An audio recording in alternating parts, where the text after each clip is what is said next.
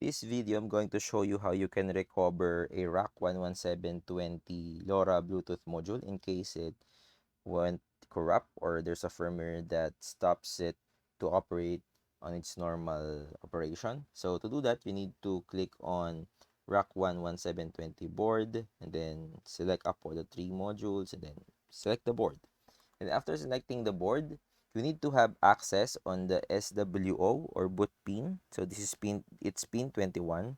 You need to have access to this because you need to pull it up to BDD level. So you must have an access to put this on the voltage of BDD. So once you have that capability, you can now go back to the Arduino IDE. You have to pull it up the SWO or boot pin, and then once it's pulled up, you need to click reset. At this point, the board is now, it's not running the application code and it's ready to get again the bootloader. So to do that, you need to click tools and then burn bootloader. You have to look on the terminal console here because it will show when to click reset again. So right now, the module is not running the application code because you start it with boot pin in connected to BDD. So we can now click burn bootloader.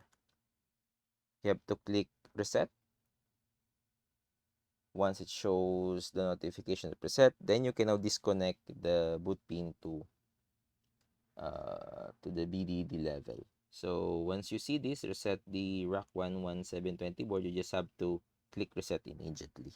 At this point, you can now reset the module again. Then it will now be on the bootloader mode. So it's fresh, doesn't have any application code. So if you go to serial monitor and see it's connected to COM12, our board. And then if you type ATver, it will show you the bootloader version it has.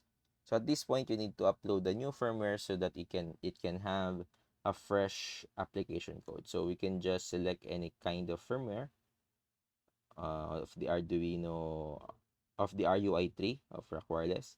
Let's just select Arduino LED breathing. So it's like a LED blink. Then we just have to upload it. Select the right board, you select the right port, then let's upload it. Once this is uploaded, we can now check if the board is now working again with the 80 commands, and then you can now reupload your custom firmware. This will take a while for compiling. So after this, we can now check.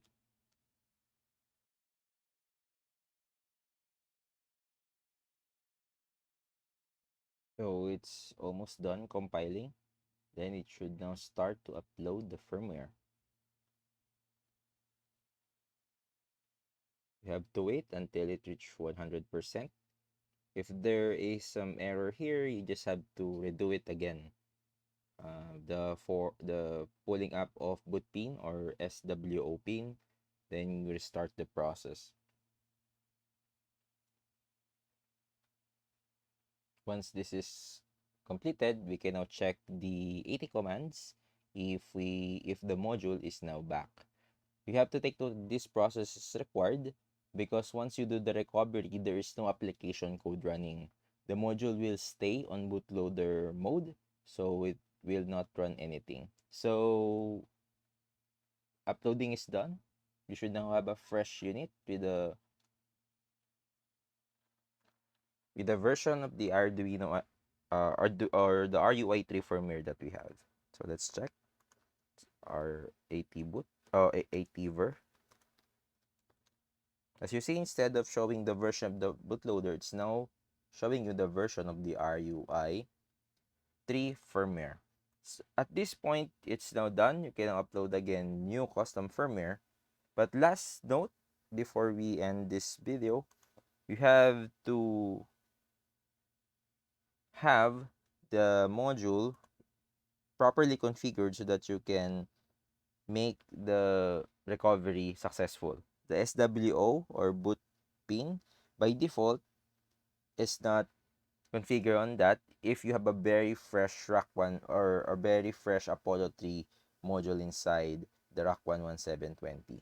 In case it's not there and you need to upload, you need to configure this pin as a recovery pin. I have a guide how to do that, but you need to have a J-link. It's via using an info0 boot script. So I will put the guide of that video in the description. That's all for this guide. Bye.